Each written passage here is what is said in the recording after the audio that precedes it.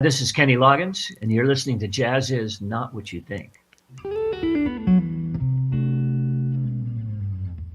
Hi, I'm Michael Fagan, editor and publisher of Jazziz magazine, with a special podcast today on the one and only Kenny Loggins. Like many of you, I'm a big fan of Kenny's and his connection to jazz. I know it sounds far-fetched, but if you look at his discography and the musicians that played on his album, there's a long lineage of wonderful musicians that we know and love in the jazz world. He talks about these projects, his new book, and things that he's gone through in the music business over the last 50 years. Hello, Kenny. I got peanut butter in my teeth. I just wanted to make sure it wasn't a pot granola bar. After I read that part of your book, I thought it was, I thought maybe I should try some pot granola bars. Yeah, it was an interesting still high that night. I know. The story was great, as were many of the stories in your book.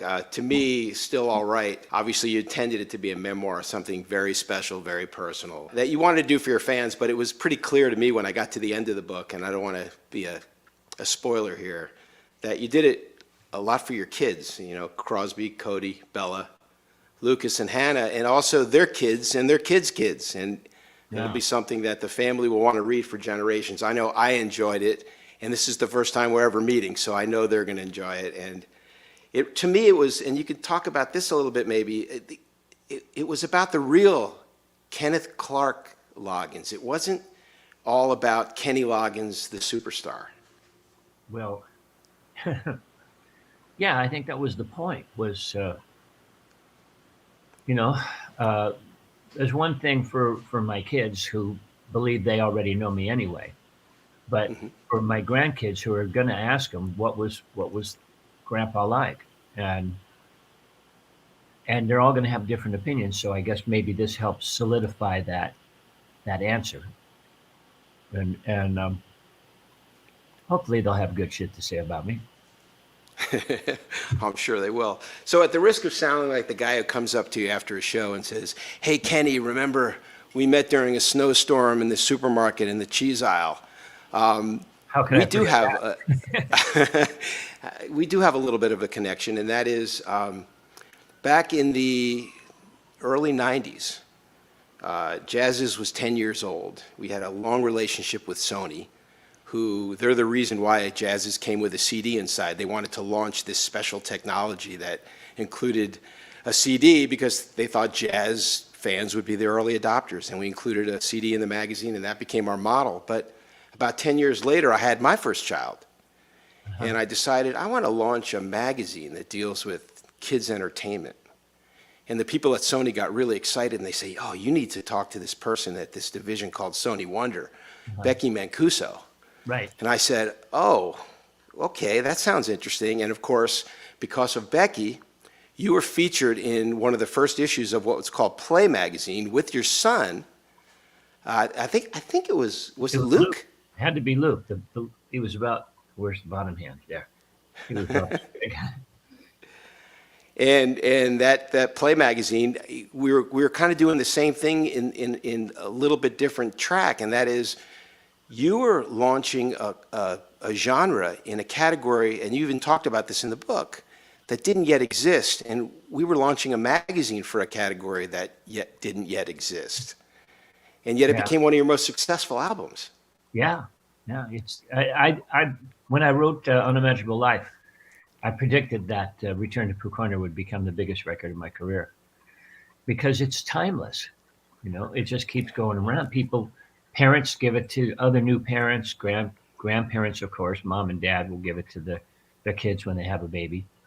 And so it just keeps moving forward like that. Yeah. Well, so I was an L&M fan. And actually, I saw your final tour with L&M in it was Tampa Stadium in Florida. And I also saw your reunion tour 30-something years later. Yeah. But what really got me into Kenny Loggins was Celebrate Me Home. And Bob James and I have since become friends, but I didn't even know him back then. And what was amazing is you like to be associated, and correct me if I'm wrong, with the kind of smooth jazz camp. And especially, yeah, especially when we were inventing whatever the hell we were doing. Well, whatever the hell you were doing was very fascinating when I look at it from being a jazz guy, and that is, you selected some of the best contemporary jazz artists in the business who are also playing on albums like Joni Mitchell and Steely Dan, and they became the icons of smooth jazz, and they don't necessarily love to be categorized that way, but they're the best. And you found them before they were big. It was it was a Zeitgeist thing, right?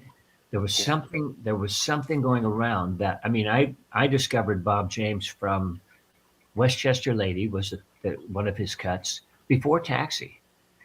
And then Phil Ramone, when I went to work with Phil in New York, Bob was the first guy he called to be sort of an MD through the project. And I'm not sure if I remember right whether Bob got co-production credits or not, but I think Phil had the production all wrapped up by that point. But Bob really was active with helping me work with the musicians that were the New York guys. At one point, we had Steve Jordan on the drums, with Richard T on keyboards, Bob on the other keyboards, Eric Gale on guitar. Who am I forgetting? Who was on? Though George Hawkins was on bass, and who I brought with me from the West Coast. And you know, these were some of the main cats in New York, and Jordan was yet to become Steve Jordan. You know, he was the kid on the drums who everybody thought was a hotshot. Yeah. And I kind of freaked him out that day, and had a few ideas, a few suggestions about hi-hat patterns and stuff like that. You know, in this B section, I want this. And apparently, he'd come stoned to the session and couldn't retain anything I was telling him to play. So Richard T took him outside and gave him a lecture.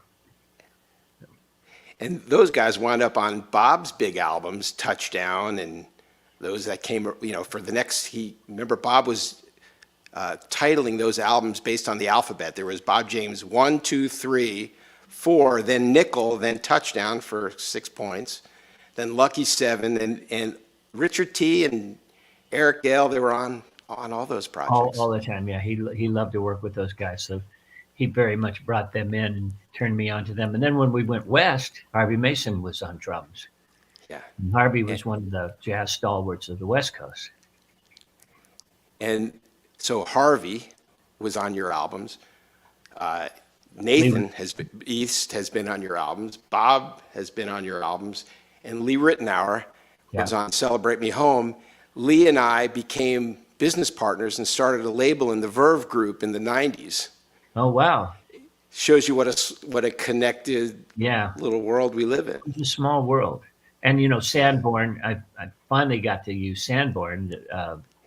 That was somebody I'd wanted to work with forever. And, of course, Everett Harp became one of my main guys, and he's had a few #1 jazz records. And Mark Russo, right? I remember when you – I'm sorry, go ahead. I just set up the Yellow Jackets. Of the Yellow Jackets. I remember doing a photo session with the Yellow Jackets, and the only thing I remember about Mark is he didn't want to take off his shoes. But nonetheless, you became you became, because I've been in the record label business, I understand a little bit about the trials and tribulations of executives at record labels. And you know, you were, being a true artist, a moving target. And sometimes that hurt. And yet you made the music you believed in. And one of the things that I've always believed, if the Beatles' first album was the White Album, a lot less people would have bought it. And yet you were able to explore so many different genres, and you're still exploring, which I find fascinating about an artist, because yes, you can do the old repertoire, but moving forward. So is there any creative area that you're looking to get into now that maybe you've not yet done? What I'm looking at right now is how mentoring affects me creatively. And what I found is that when I attend these songwriters symposiums and things. And I'd initially ostensibly attend as a mentor and as a as a teacher. Once we really get into it, and I pull from some of the talent that's there, and we sit down and we have real writing sessions, I find myself writing in styles that I've never written in before. We had a gathering here. God, when was it? I guess it was early 2020, or maybe just before that all started, where one of the girls, forgive me because I can't remember her name, but she was an Israeli Puerto Rican. And she had the most interesting accent and most interesting melodic sense. And so when I was working with her, I was saying, well, what are your sources? And she said, well, I really love Sade. And I said, well, if you're going to do Sade, we have to start with a bass line. So we dig in and we create a bass line. And then so let's put some chords over that.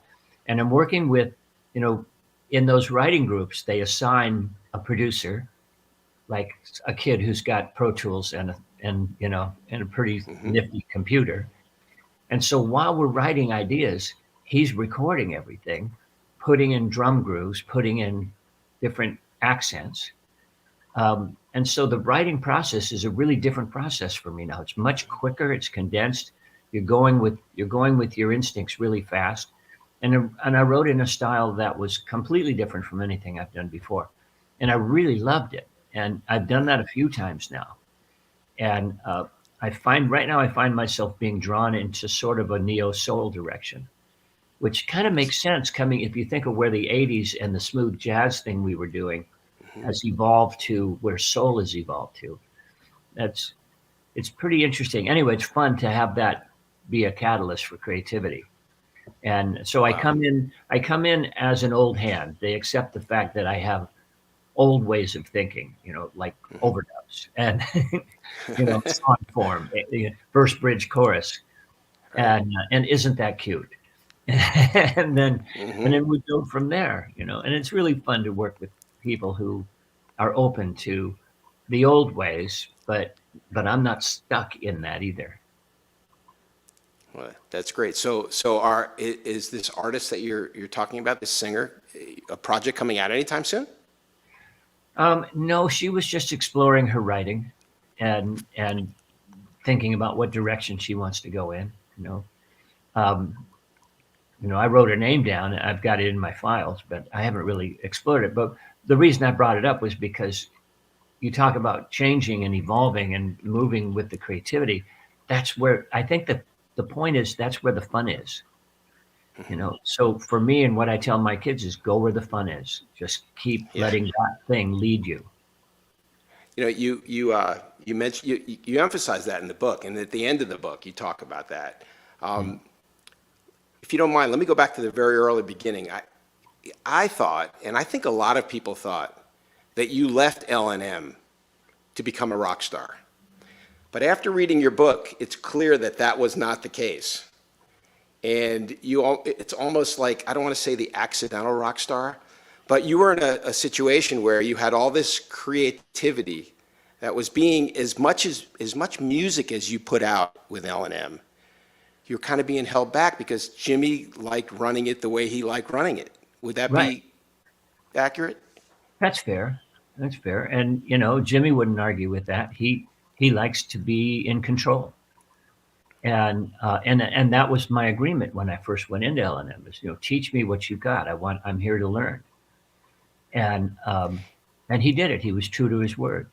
But at a certain point, you go, well, I've kind of got that. I want more. I want to move on to other genres.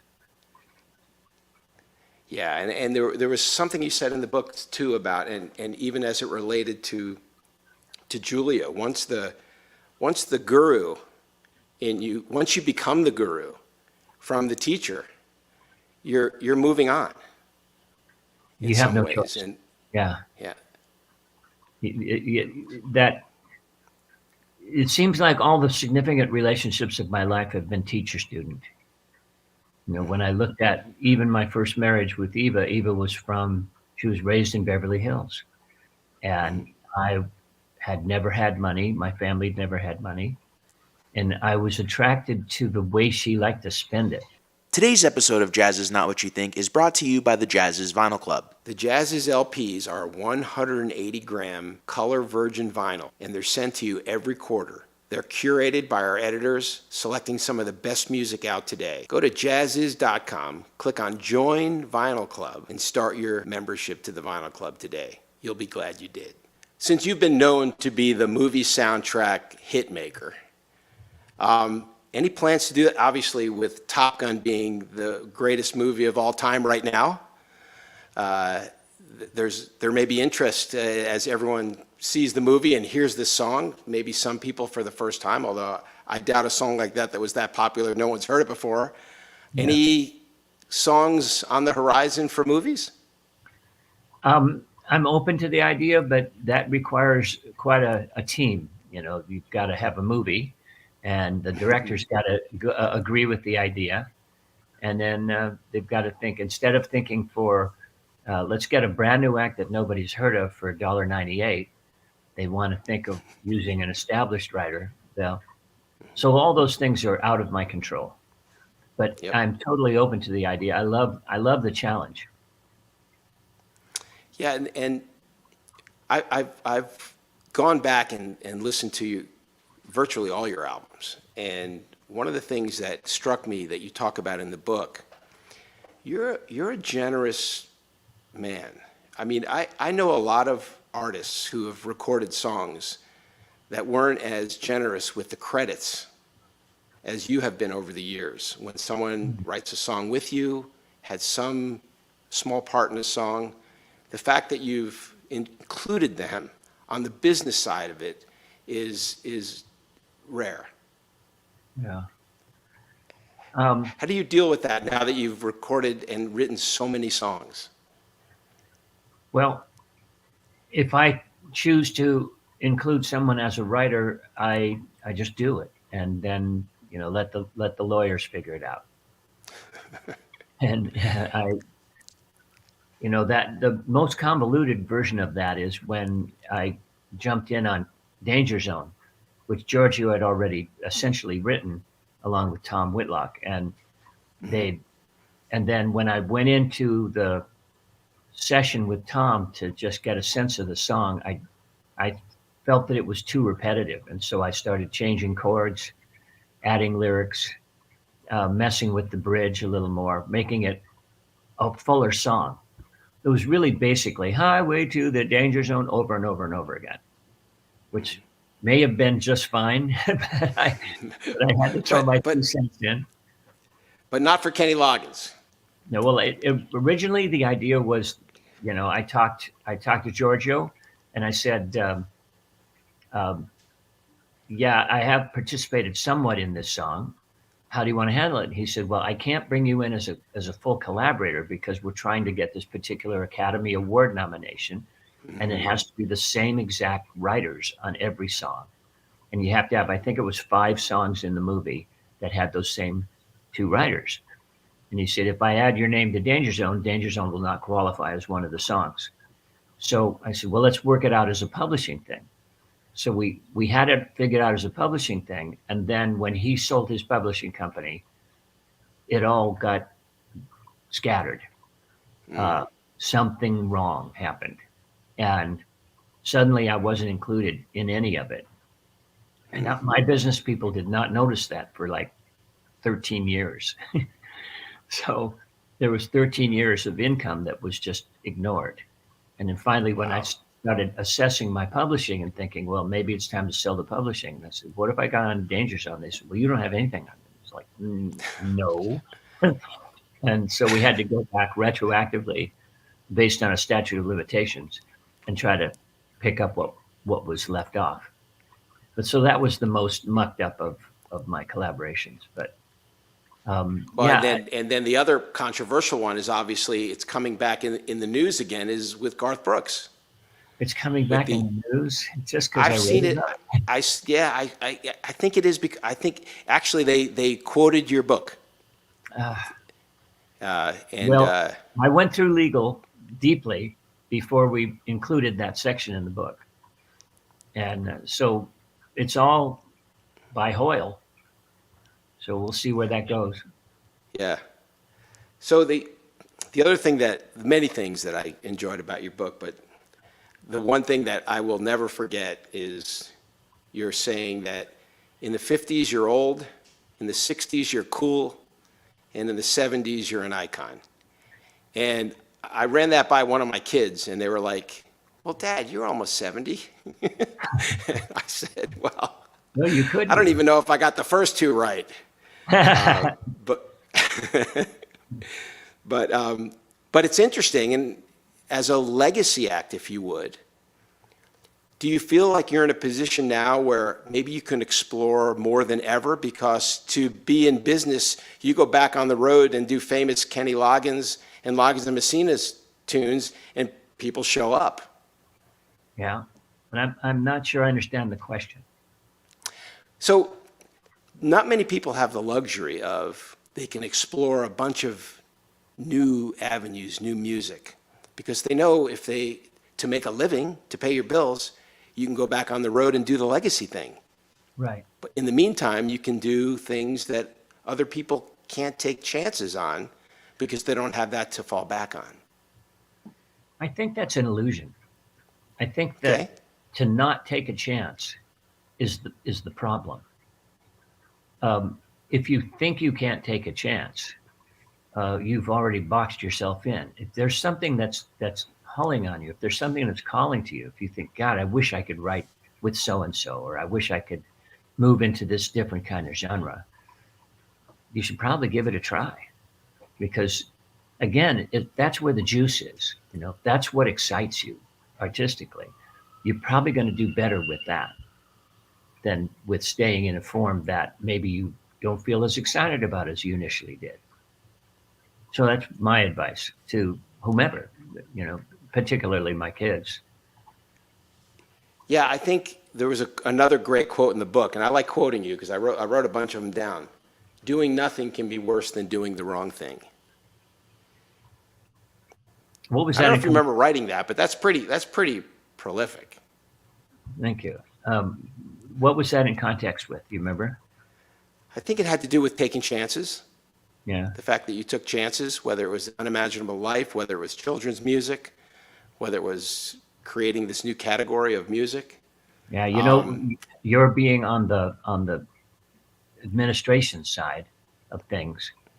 You understand how frustrating that is for a record company to not be able to define their artist as one particular genre, because they kept saying, would you just hold still for a minute? So especially when Footloose happened, could you just hold still here and be that guy for a while?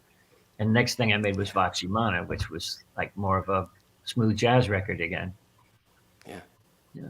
So the other person who, I guess, he was at Columbia at the time, he became my mentor in the jazz world, was Bruce Lundvall. Yeah, Bruce. Did you have a lot of dealing? I know that in the book you talk about how he tried to talk you out of the covers record. Right. But And he came to see you personally to do that. Yeah, and basically saying, we're not really gonna, we'll accept it, but we don't want it, which meant we're not going to promote it. So why are you Right. making it? But Jimmy had his mind made up, and I went along with it because I was too young to know that there would be an option, that it was maybe not a good idea. But Yeah. it was an important thing for me to learn. Conversely, Clive Davis is known to be a pretty difficult exec. We all know the stories about Kelly Clarkson. You may have heard the story with Gino Vanelli. No, I don't know. So basically Clive signed Gino to Arista and let Gino do his first record. And Gino told me the story and was in tears. And Clive says, I want you to come to New York. I want to talk to you about your next record. And Gino respectfully flies to New York, meets with Clive, and Clive said, I want you to listen to the tunes on your next record. And so he listened to the tunes and he said, well, Clive, I read my own music. What are these tunes? Well, they're the guys from Air Supply. And he says, Clive, I'm not singing Air Supply tunes. And they literally got into an argument, and that was the end of Gino at Arista, and for 10 years he was kind of out of the music business. Wow. Yeah. So you voted much better. Yeah, I did, definitely. Because let I me, think he was a but yeah, he let me have my head, so to speak, and I could make the kind of music that I wanted to. I had less of that kind of cooperation from Don Einer when Don took the helm at Columbia Records. But I don't blame him, because I mean, I hate to sound like whatever, but the truth is, I wrote him a long letter about why I had to make that children's album, because he was very concerned that I'd be sabotaging my own career. And I understand why, because there wasn't a lot of history in that. But the thing is, and I kept saying, don't you want to hear the music?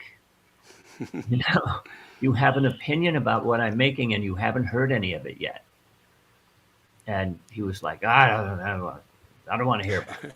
Well, yeah. So it's going to sell a couple million, and you don't want a piece of that. But then Bobby Colomby explained to me something that I didn't realize, which is that just because it stayed on Sony Wonder, Donnie still had a piece of the record. But he did not accept it as a record delivered on the contract. So it's kind of like taking it both ways. Well, you didn't mention that in the book. That's an interesting twist. Christopher Cross. When I heard Christopher Cross's album, his debut album, which we all loved, first thing I thought of was Kenny Loggins. Really? Michael Omartian. Michael McDonald. Yeah. Your old pals who really you guys just make great music together. Yeah, we appreciate each other's work, that's for sure. And I know you did a tour, once with Christopher and someone else. It was triple build. I think you, Michael McDonald, and Christopher. Right, we did the Hollywood Bowl together. Yeah. And it worked really well. There was a whole lot of yachting caps in the audience. Yeah. Well, that's another thing I wanted to talk to you about, this so-called yacht rock, which I like to call shiplap. It's because it's a misnomer, don't you think? Yacht rock? Well, it wasn't intended to be a nomer at all, really. I think it was definitely gleaned from the YouTube series that was more of a parody of the music from that era, and then became sort of adopted as the name for a type of music. Yeah, it's what's interesting about yacht rock is it's almost the same cast of characters, and anyone who tries to enter into that, it's almost like a club. They sound like rip-offs of the original yacht rockers, and we're hearing. I hear it a lot. Yeah, I don't know. We Are the World. Okay. No, go ahead. Finish what you were going to say. Well, Sorry, Kenny. I've done a couple of radio where I host a radio hour for yacht rock stations, like for Apple or I'm blanking out. Yeah, Sirius FM. Pandora. XM, Sirius XM. XM, Sirius. Mm-hmm. Yeah, and what I noticed was what a closed club it is, and what a very white club it is. And I started saying, well, have you guys thought about doing a show that would tip a hat to the sources of what we were, sort of taking and moving into our own genres, like a lot of black stuff. And, Shaka Khan, for example, of course, Stevie Wonder, of course, any number of players who were sort of that part jazz. Well, George Benson did a little of it, part jazz, part pop. And I think it would be better to show that there was diversification coming into that area, but that I think it was really defined by that series on YouTube. That was really, they were pulling in Hall & Oates, and of course Michael and I, and even Jimmy Messina and Christopher Cross, and so that cast of characters became their cast of characters, but the music itself goes way beyond that. Yeah. It's so I was going to ask you about We Are the World, because I know that you are highlighted in that session. But aside from that, you never worked with Quincy? No, I never actually worked directly with Quincy.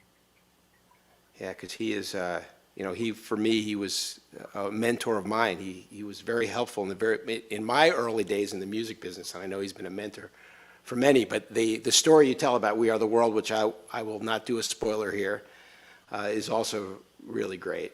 I also love one of the other stories you talk about when you're playing a club, that the music is far different than the singer-songwriter ballads that you did even early in your career.